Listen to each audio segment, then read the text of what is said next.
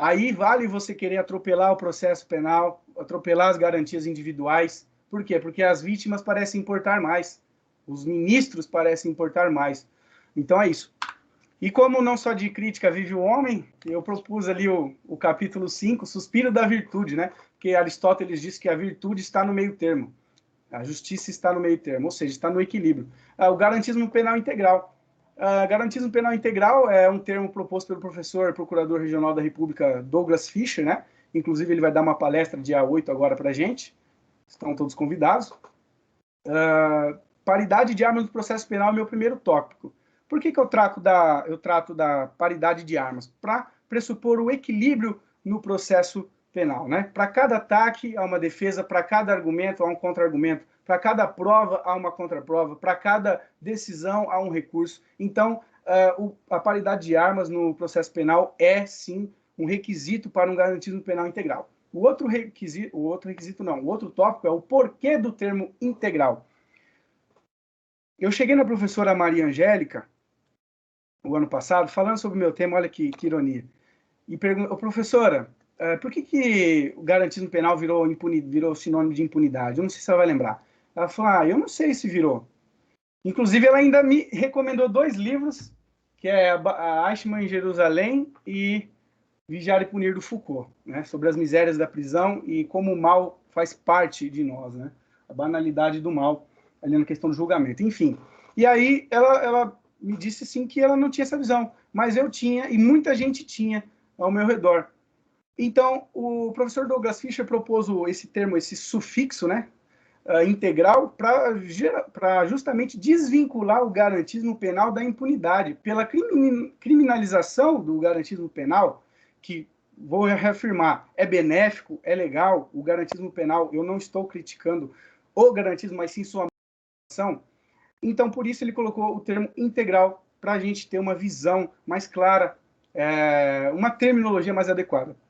E aí tem o princípio da vedação e ineficiência, né? Que é o princípio da vedação à proteção ineficiente, é um princípio jurisprudencial que trata de obrigações processuais penais positivas, né?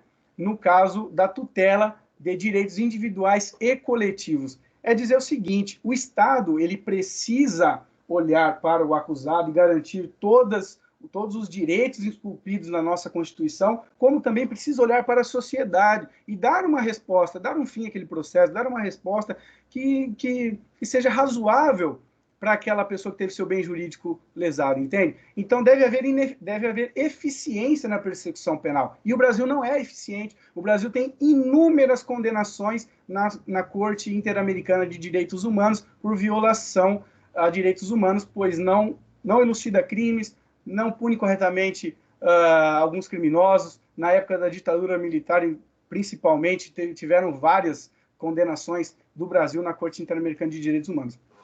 E aí, dito isso, eu, como positivista no sentido benéfico, né, que sou, trato, então, da ascensão da justiça e o aprimoramento social. Que quando a justiça ela cumpre o seu papel aos olhos do povo, porque a justiça ela serve também ao povo. De maneira inequívoca, a justiça ela serve ao povo. Então, quando a justiça ascende, o povo passa a crer mais nas instituições, passa a olhar na televisão e falar, não, a justiça funciona, isso, aquilo funciona. E eu trago lá o exemplo da Operação Lava Jato, que com seus excessos, claro, com seus erros, existiram excessos, erros, mas foi um divisor de águas no senso de justiça do brasileiro. Concordemos nós ou não com aquilo. Houve uma sensação, sim, de justiça nos bares, nos restaurantes.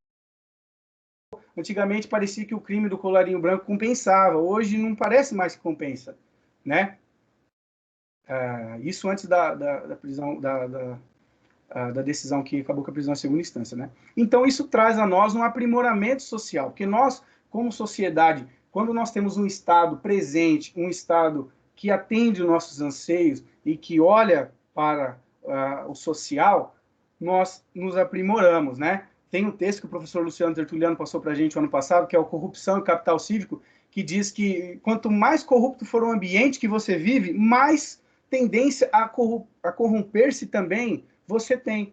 Então, quando a gente vê esse cenário de que, pô, as coisas estão se encaixando, nós também começamos a nos encaixar, né?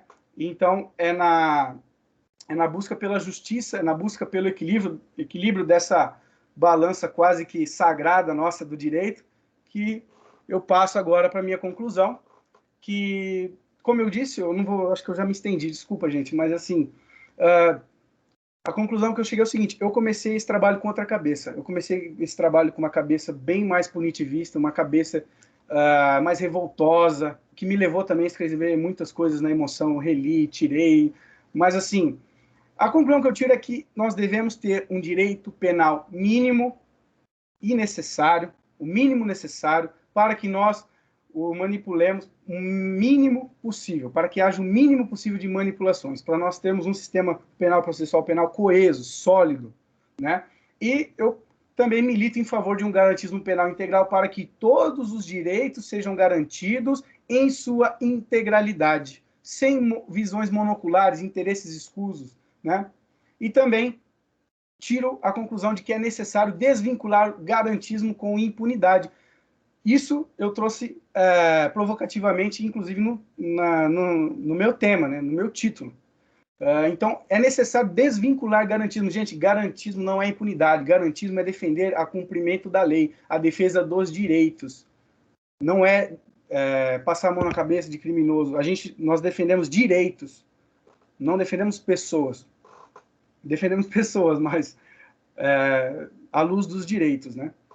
E eu fico com essa frase: garantismo não pode ser garantia da não punição, do ministro Luiz Roberto Barroso. E agradeço a atenção de todos, desculpa me exceder aí no tempo, e abro espaço agora para os questionamentos, passo a palavra à presidência. Bom, a presidência, não sei se acompanhou aqui o meu olhar, eu quase chorei no meio do caminho aqui.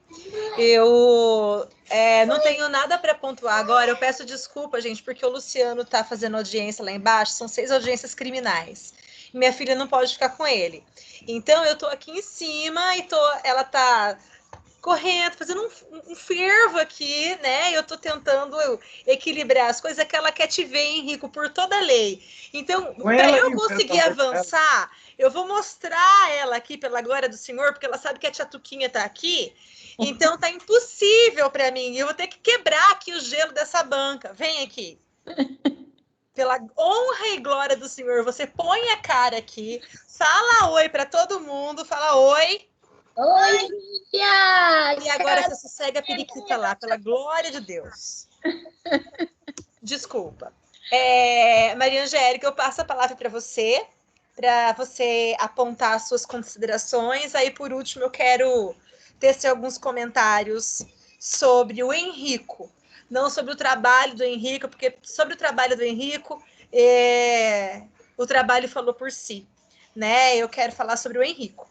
Então, Maria Angélica, eu passo aqui a palavra para você, tá? Bom, então, boa tarde a todos. Antes de fazer qualquer tipo de consideração, eu gostaria de manifestar aqui a minha grata alegria